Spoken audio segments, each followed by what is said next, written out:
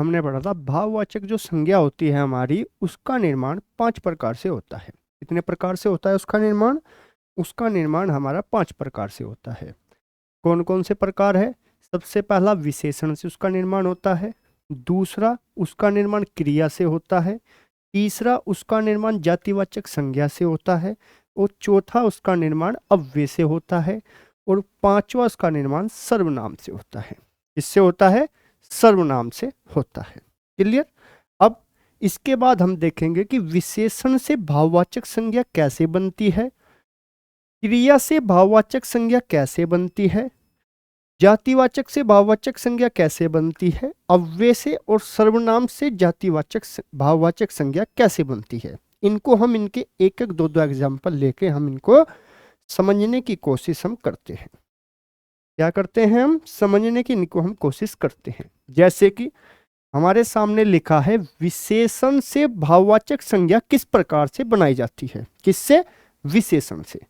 जैसे कि मैंने कोई शब्द लिखा रोग, तो रोग कैसा शब्द है? यदि मैं आपसे पूछूं कि रोग कैसा शब्द है, तो आप क्या कहेंगे? विशेषण की और भाववाचक संज्ञा की मैंने आपको एक पहचान बताई थी। आप कहेंगे बिल्कुल बताई थी। तो क्या पहचान बताई थी मैंने आपको? मैंने आपको बताई थी कि जिसके आगे व्यक्ति लग जाए वो क्या होगा हमारा? वो होगा हमारा विशेषण। और जिसके आगे व्यक्ति न लग पाए वो होगी हमारी भाववाचक संज्ञा। तो क्या मैं रोग के आगे विशेषण लगा सकता हूं? ये छोटी मिस्टेक है। यहां पर करिए आप रोगी और यहां पर आप कीजिएगा रोग। क्या कीजिएगा? रोग। क्लियर? तो क्या मैं रोगी के साथ व्यक्ति लगा सकता हूं? आप कहेंगे बिल्कुल लगा सकते हैं। तो लगाइए रोगी व्यक्ति। फिट बैठा? बिल्कुल बैठा। तो यानी कि रोगी क्या है? रोगी है हमारा विशेषण। और रोगी से भाववाचक संज्ञा क्या बनेगी? आप कहेंगे ये बनेगी रोग। तो क्या रोग दृश्य है? आप कहेंगे बिल्कुल नहीं। दिखता क्या है? बीमार व्यक्ति दिखता है, रोग नहीं दिखता। मैंने आपसे पूछा क्या रोग बहुवचन है? आप कहेंगे नहीं। रोग क्या है? एक वचन है। और मैंने आपसे बोला क्या मैं रोग को छू सकता हूं? आप कहेंगे बिल्कुल भी नहीं छू सकते, क्योंकि हम छू सकते हैं तो सिर्फ किसको? हम छू सकते हैं आपका व्यक्ति को। तो रोग क्या है? भाववाचक संज्ञा किससे बनी है? रोगी से बनी है। ऐसा ही नीचा, नीचा से भाववाचक संज्ञा क्या बनेगी? नीचाई। ऐसे ही पीला, तो पीला के साथ व्यक्ति लगाकर देखिए। आपने कहा पीला व्यक्ति, और भाववाचक संज्ञा क्या बनेगी? ये बनेगी पीलापन।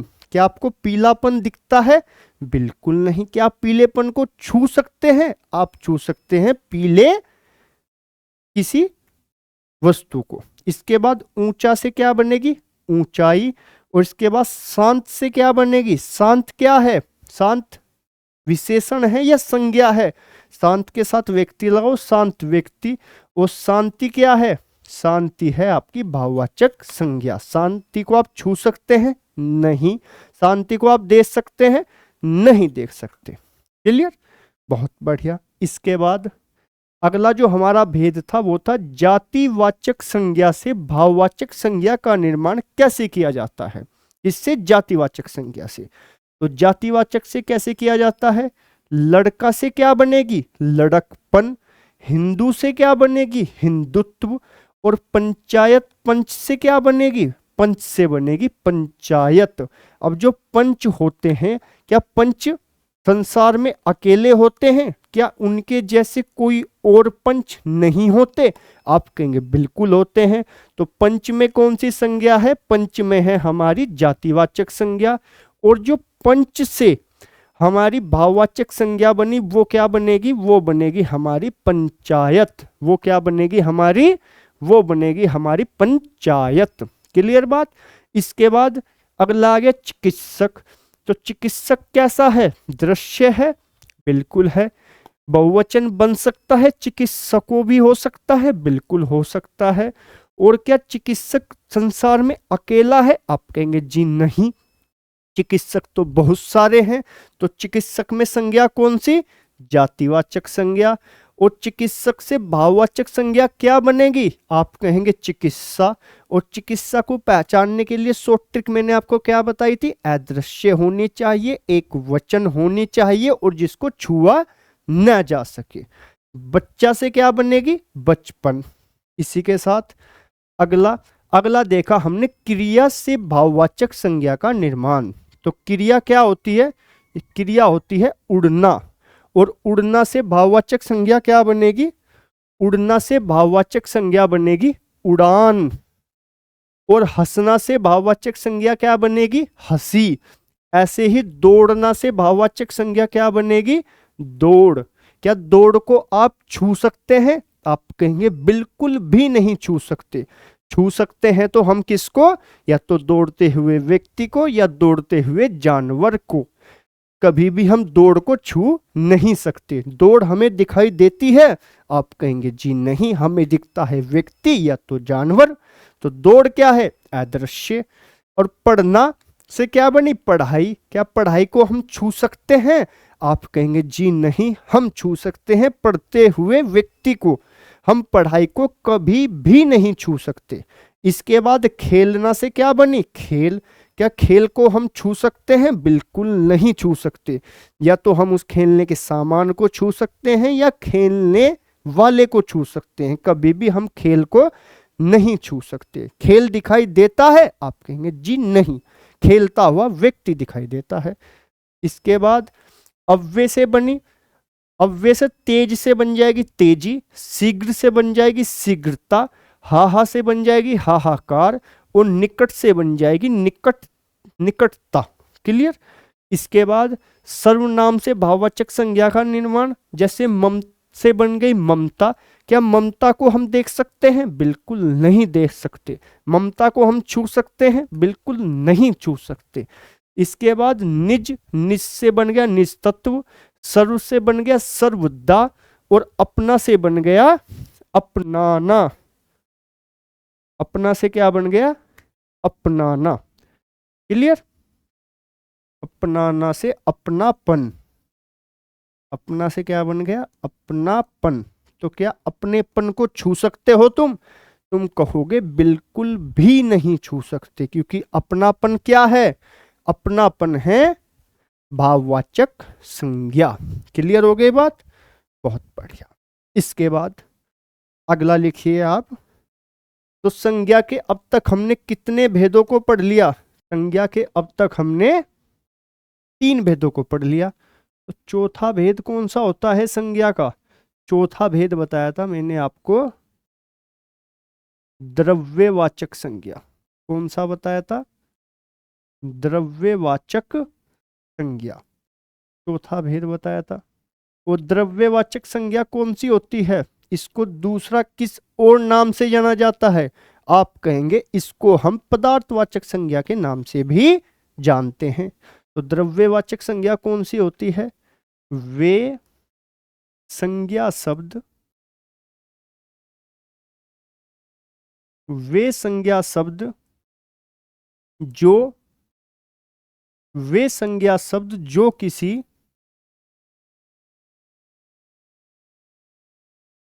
किसी द्रव्य। अब द्रव्य क्या होते हैं? यानी कि ठोस, द्रव, ठोस, ठोस द्रव, गैस, इनमें से कुछ भी का बोध बोध कराते हो, वे सभी शब्द क्या कहलाएंगे हमारे? वे सभी शब्द हमारे द्रव्यवाचक संज्ञा के अंतर्गत आते हैं। किसके अंतर्गत आते हैं? द्रव्यवाचक संज्ञा के अंतर्गत आते हैं। क्लियर? इसके लिए जो शॉर्ट ट्रिक होगी वो क्या होगी हमारी? इसके लिए जो हमारी ट्रिक होगी वो हमारी क्या होगी?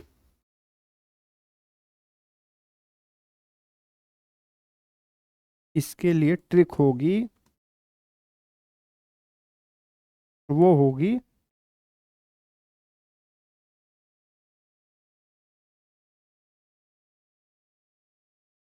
वे सभी शब्द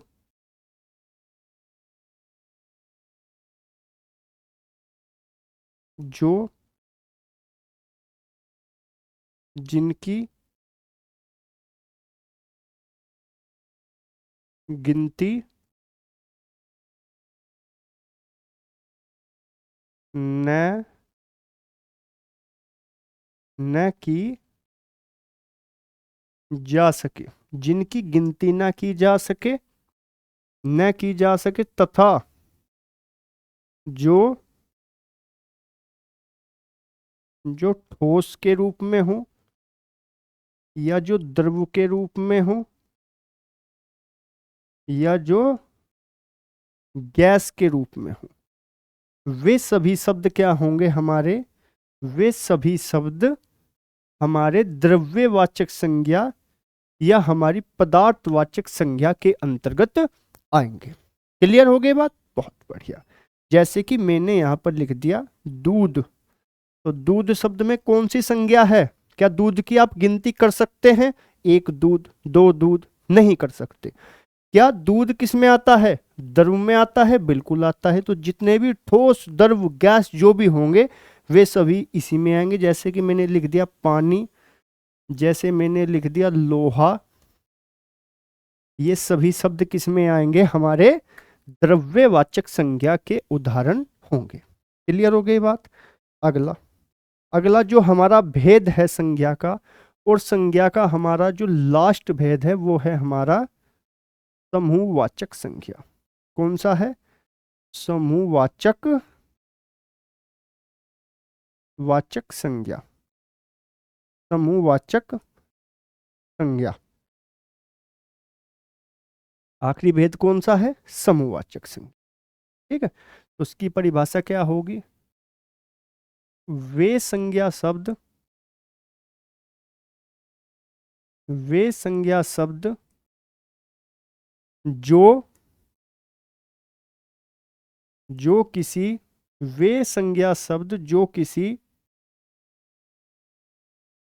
समूह का बोध कराते हैं, समूह का बोध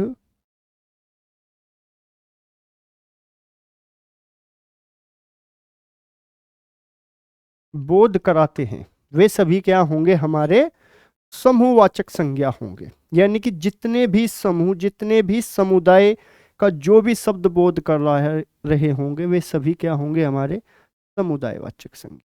जैसे कि सेना, भाई सेना कैसे चलती है? एक समूह का बोध करा रही है। जैसे कि पुलिस, पुलिस क्या है? एक समूह है। जैसे कि मैंने लिख दिया यहाँ पर ये कक्षा, तो कक्षा क्या है? कक्षा है आपका एक समूह का बोध करा रही है। यानी कि वे सभी शब्द जो किसी समूह का बोध कराते हैं वे सभी क्या कहलाते हैं? हमारे वे सभी समूहवाचक संज्ञा कहलाते हैं। क्या कहलाते हैं? समूहवाचक संज्ञा। तो जो हमारा संज्ञा चैप्टर है ये समाप्त हुआ। अब इसका एक बार हम रिवीजन कर लेते हैं कि हमने अब तक क्या क्या इसमें पढ़ा। हमने पढ़ा संज्ञा। संज्ञा दो शब्दों से मिलकर बना है, सम धन ज्ञा। सम का मतलब होता है सम्यक और ज्ञा का मतलब होता है ज्ञान, यानी कि सम्यक ज्ञान।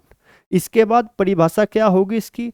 वे शब्द जो किसी व्यक्ति, वस्तु, स्थान या भाव का बोध कराते हैं वे सभी शब्द क्या कहलाते हैं? संज्ञा। यदि आपसे कभी पूछा जाए मूल रूप से संज्ञा कितने प्रकार की होती है तो आप कहेंगे दो प्रकार की। सबसे पहले यथार्थवाचक और दूसरी होगी भाववाचक।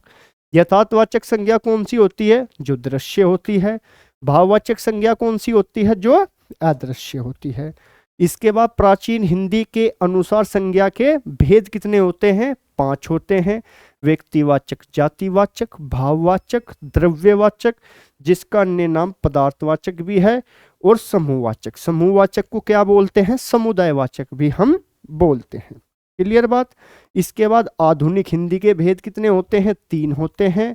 इसके बाद 3 कौन कौन से? व्यक्तिवाचक संज्ञा, भाववाचक संज्ञा, और तीसरा कौन सा होता है? जातिवाचक संज्ञा। जातिवाचक संज्ञा के अंतर्गत ही द्रव्यवाचक संज्ञा और समूहवाचक संज्ञा हमारी आती है। इसके बाद संज्ञा के भेद पूछेगा, सिंपल 5 भेद होते हैं। संज्ञा का पहला भेद व्यक्तिवाचक संज्ञा, वे शब्द जो किसी विशेष व्यक्ति, वस्तु या स्थान का बोध कराते हैं व्यक्तिवाचक संज्ञा कहलाते हैं। इसके लिए मैंने आपको एक इसकी शॉर्ट ट्रिक बताई थी इसकी पहचान के लिए। वो क्या होगी, जो चीज दृश्य हो, एक वचन हो, जिसका जैसा संसार में कोई दूसरा न हो, यानी कि जो संसार में अकेली हो, वो क्या होगी, हमारी व्यक्तिवाचक संज्ञा। ये इसके एग्जाम्पल। जातिवाचक संज्ञा, जो किसी जाति या उपजाति का बोध कराती हो। इसके लिए जो शॉर्ट ट्रिक थी वो थी आपकी दृश्य होगी, एक वचन होगी या बहुवचन भी हो सकती है, जिसके जैसे संसार में और भी हो। ठीक है। इसके बाद इसके लिए मैंने आपको इसका एक अपवाद भी बताया था। अपवाद के रूप में हमने लिखा था यहाँ पर, जितनी भी प्राकृतिक घटनाएं होती हैं वे सभी किस में आती हैं, वे सभी हमारी जातिवाचक संज्ञा के अंतर्गत आती हैं। इसके बाद भाववाचक संज्ञा, जो किसी गुण, दोष, भाव, अवस्था को दर्शाती है। इसके लिए शॉर्ट ट्रिक जो थी हमारी, अदृश्य होगी, एक वचन होगी और जिसको छुआ न जा सके। इसके बाद इसमें भाववाचक संज्ञा और विशेषण में मैंने आपको अंतर समझाया था। जिसके आगे व्यक्ति लग जाए वो विशेषण, जिसके आगे व्यक्ति न लग पाए वो शब्द क्या होंगे हमारे, वो शब्द होंगे हमारे भाववाचक संज्ञा।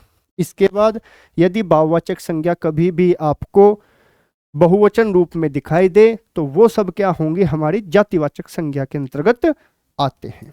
इसके बाद भाववाचक संज्ञा और विशेषण की पहचान। इसके बाद भाववाचक संज्ञा का निर्माण 5 प्रकार से होता है, विशेषण से, क्रिया से, जातिवाचक संज्ञा से, अव्यय से और सर्वनाम से। इसके बाद ये हमने इसका निर्माण देखा कैसे कैसे इसका निर्माण होता है। इसके बाद द्रव्यवाचक संज्ञा, जो संज्ञा का चौथा भेद था। इसमें हमने क्या पढ़ा, वे संज्ञा शब्द जो किसी द्रव्य यानी कि ठोस द्रव गैस का बोध कराते हैं तथा इनके लिए शॉर्ट ट्रिक थी जिसकी गिनती न की जा सके।